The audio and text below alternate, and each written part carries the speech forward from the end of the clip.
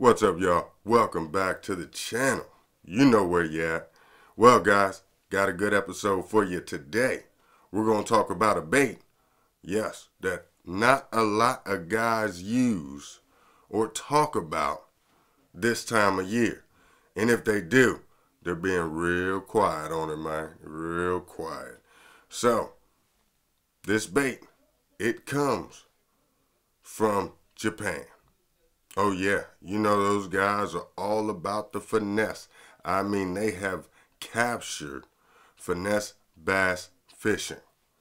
If you don't know anything about that, check out the stuff that comes out of Japan, man. They have some amazing baits. But we're only going to talk about one style and one technique today. So, this technique, it came out in Japan probably about between 06 and 08, guys. You know, there's a couple differences in the story, but who knows? I wasn't there, and I'm not worried about that part. But the part I am going to tell you about is this bait is phenomenal in the cold water, especially around this time of year. It's pre-spawn in some places. In my area, we have no chance of spawn yet, so we got a little ways to go. But if you're down south, guys, you can be throwing this bait right now and really put some on. Stick around, and I'm going to tell you what this bait is, how to fish it, and what I fish it on.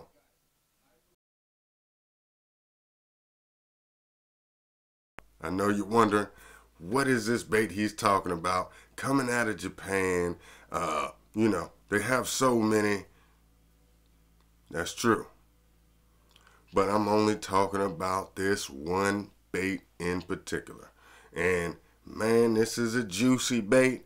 It's a technique I've been using the last couple years this time of year, just playing around and just trying to figure out what I can really do with this technique.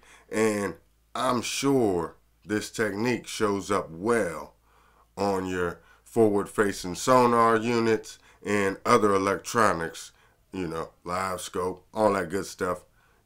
I'm pretty sure this bait will show up on there too. All right, guys? Well, it's the moment. The bait we're talking about today, guys, spy baits. Yep, that's what we're talking, guys. Prop bait.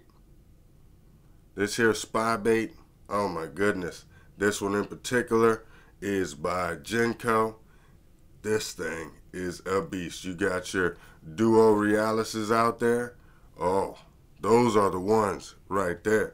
And then you have your super top water like this boy Howdy Cordell. Yes, indeed. So, the one I'm really going to key in on today, or maybe the two, even though it's not right here in front of me, we're going to talk about the two. So, we're going to take out the very top water column because we're fishing cold water, really slower conditions for the most part when it's really a hard bite out there, guys. That's the ones we're going to talk about. So we're going to take the top water all the way out because this is going to play key later on in the year. So keep this in mind. Now, the main ones I want to talk about is the Gencos, right? And your Duo Realis, or there's many out there. Any type of slow sinking bait, this thing right here, all right? And they come in various sizes, all right? So you can get the 4-inch Duo Realis and the 3 inches. They come in various sizes. They have that minnow shaped body, that baitfish shaped body, just like this one here. Oh my goodness, man. Guys, you need to get on your spy bait game. Yes, indeedy. This time of year is perfect, and coming up, I'm going to tell you, into February and even into March, the further north you come, because their water is just starting to taper to the warm side as we move into spring and early summer, right? We want the very slow sinking. Yeah, I don't want the suspended one.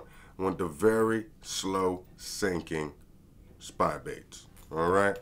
And believe it or not, they are not a whole lot of action bait. Real basic. You can throw it out. You could just slow reel it in. You can give it a couple reel turns. Pause. Let it flutter on down, because the spy bait has a very unique shutter. I mean, a very unique shutter, guys. And when it's coming down, it has a shimmy to it. Just like that. A very slow, methodical shimmer.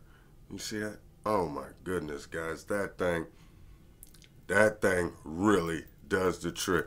All right. Just like a lipless has that downward shimmy, so does this thing. Right? But now you can keep it in a water column, hold it in that water column for a long period of time, and keep it in front of those fish a lot longer. All right? Almost like a suspending jerk bait, right?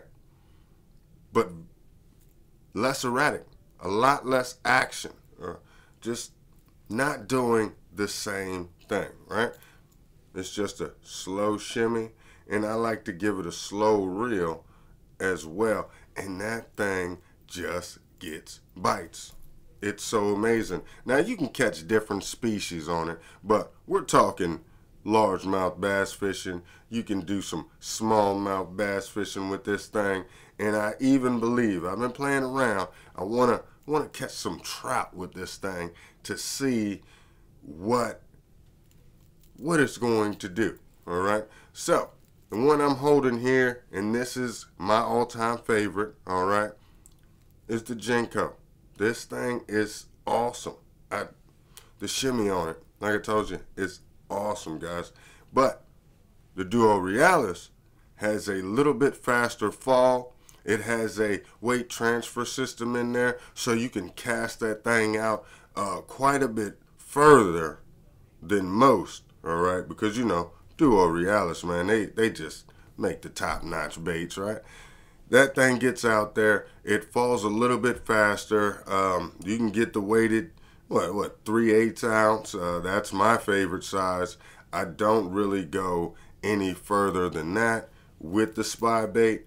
Okay, I like to keep it light. I like to keep it finessey, and 3/8 ounce is pretty much as heavy as I'm going to go. Man, couldn't even get those words out right there. So, if you want the deeper waters, all right, in those clear waters, you throw that Duo Realis, get that thing out there as far as you can get it, and if you have forward-facing sonar, I'm telling you guys, it's going to pop up around, you're going to be able to see it. All right, guys, you're definitely going to be able to see this on your forward-facing sonar, guys. So, you know, get out there, throw it, and let that thing just shimmy on down. This one in particular falls at 1 second per foot. All right, so it's a pretty methodical shimmy. It's slow, it's methodical. You can get it right in front of that cover and just let it get some attention. Okay, guys? I also fish the brighter ones, you know, in a little bit stained water. All right, if you have a stain, that is all good to go as well. All right, but that's in shallower water, so you're gonna want to mix it up just a little bit and play around with that.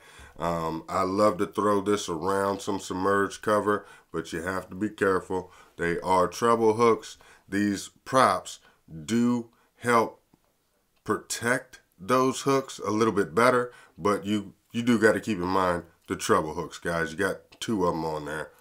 You're going to get hung up a little bit sometimes if you're not paying attention to your depth, all right? So if you're throwing in 4 foot of water, you know, just give it 2 seconds and just start your slow reel and get your retrieve going, all right? You don't want to wait 4 seconds unless you have a sandy bottom, all right? And small rocks. You don't really want to mess around with anything else, mud, with the grass and all that junk. All right, you can rip it off the top of grass, and that will get you bites as well. But you don't really want to play so much in the grass. There are better options, but this will work if you have no other option. Okay, so the spy bait, guys. Not a lot of guys out there talking about it. This gets bites, all right? So when the bite is tough, throw a spy bait. I'm telling you, you will get some bites. If you're not real great at skipping under the docks, all right, throw that thing right in front of the dock, all right? You got to have a little bit of aim to you. But get that right underneath that lip up front and let it be next to a post, because you want to check every side of the dock, all right? You want to just let that thing shimmy on down. Just let it shimmy on down. And if there's something there, it's going to go look, because bass are curious. They're going to go look. And if it looks edible, they're going to eat it, all right? So you can definitely take your time with this, but you can also speed up your retrieve and search for these fish, because it's pretty much a search bait, guys. You throw it up in there, you bring her on back, pause it in front of that cover, bring it on back, pause it. All right, you can definitely be versatile with this one little bait. And I love this finesse size Jenko right here, man. This thing does wonders. So, moving on, the temperatures I'm looking for are normally about 38 to 50 degrees. You can throw a spy bait and it will do good, all right? I normally throw it in calmer waters. You can have a little bit of chop. That'll help you out, definitely. That little bit of chop as it's coming down, it'll break it up because you have that chop on the water. But you don't really want to throw it on super rough days, rainy days, super windy days. It's going to be tough trying to throw this thing in the wind, but it can be done with the bigger ones. But you don't really want to go nuts with it, but you could try it. You could definitely try it in your area, play with it, figure that thing out. But those are the temperatures, 38 to 50 degrees. Calm, moderate type day, nothing crazy, nothing hinky. I like to fish these on cloudy days as well. I like fishing them on sunny days. You can get pretty loose with a spy bait, guys, and that's what you want. Once you pick up a rod and you're out there on the yak, the boat, or the bank, you don't want to have to keep switching baits to find fish. You can throw your spy bait, slow it down, speed it up, figure out what retrieve they want, then you can narrow down which bait, if you need to change, will work best for that situation, guys. Moving on to rods, reels. It's pretty simple. If you haven't figured it out yet, guys, we're throwing this thing on spinning tackle. All right, the heavier ones, you can get away with throwing them on a bait caster. That is for sure. And the specific rod that I'm throwing this very finessey Jenko on, all right, is my proficiency rod. And this proficiency rod is a 6'6" medium rod with a 5:2-to-1 ratio reel. All right, so this thing, very low budget, doesn't cost a lot, doesn't break the bank, has done a great job. Awesome drag system on this thing, and just to be honest, haven't had any problems with it yet. All right, but it's definitely used for my super finessey baits, and this rod has really done the trick. All right, so I throw that 6'6" proficiency rod, 5:2-to-1 gear ratio, so I'm fishing this thing pretty slow. All right, now if you got to catch up, hey guys, just get your reel hand going. You may have to catch up to some of them, because some of these big fish will just go ahead and hail that bait and you won't even realize you have a bite until you go to reeling and your bait way over here somewhere, guys. So pay attention to that. Those big ones, they inhale that bait. Yes, indeedy. So 6'6" proficiency rod, 5:1 gear ratio. That will get the trick done. Now, I recommend 6'6" to a 7 foot, but I'm using this on a 6'6" because it's comfortable for me and I just really enjoy throwing this light rod. It's balanced, it feels pretty good. I don't have any issues with it. I could throw it all day and find fish, guys. So you've seen me doing it. You've seen me in action with that particular rod, that's for sure. Another rod I like to throw spy baits on once you get into the duo realises and you're looking at your 3/8 and 1/4 ounce baits. Now I can beef up my setup just a little bit and go with the 7 foot medium heavy. I like to use a Quantum Octane spinning reel setup. I've been pretty happy with Quantum, and as you know, I have a few of the reels and I have no complaints. They've lasted long. I take care of them, but I'll leave them on the back of the truck in the storm, and I haven't had any issues with them, and they don't break the bank, guys. So the Quantum Octane series combo here is pretty dang good. Nice bang for its buck, and awesome drag system. This particular setup is pretty light in your hand. You just can't go wrong with that. But that's a 7 foot medium heavy. It's pretty much a all around workhorse setup. All right, pretty basic. And yep, IM7 Quantum Octane 5:1 gear ratio. That's getting it out there, and you can sling that bait. All right. And guys, if you're wondering what line I'm throwing these baits on, well, these finesse baits like this Janko here, I'm throwing on an 8-pound test line, yeah, hybrid from Yozuri. So that's what I'm throwing with that. That 8-pound works good. I don't really like going below 10 and 12-pound test line, but that 8-pound does pretty good, guys. But when you get a big one on, thank God you have a spinning reel. Make sure your drag is set properly, because you do not want to lose the big one, all right? You just want to play them, get them a little tired, and then you can bring them on in, all right? So you're not power fishing with this technique, all right? You got to be finessey and make sure your drag is set good, all right? And on my bigger baits, I'm going to use this as an example here. I will throw on a 12-pound test line leader, all right? So all of this is done on a leader. We're looking at probably about 20 to 25 foot leader, and I throw that out on 30-pound braid backing, and that really gets me some distance, all right?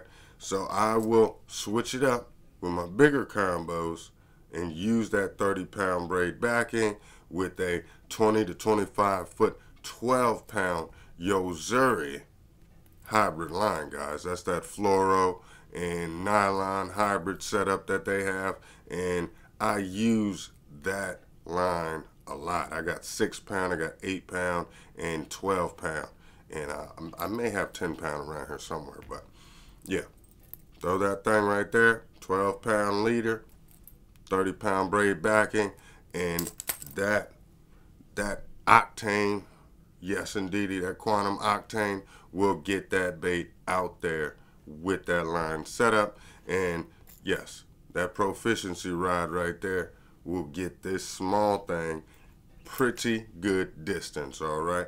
You guys see me throw baits out there with it, and they will fly, all right? So medium, your bigger ones, medium heavy, because you might get that bigger, harder hit, okay, guys?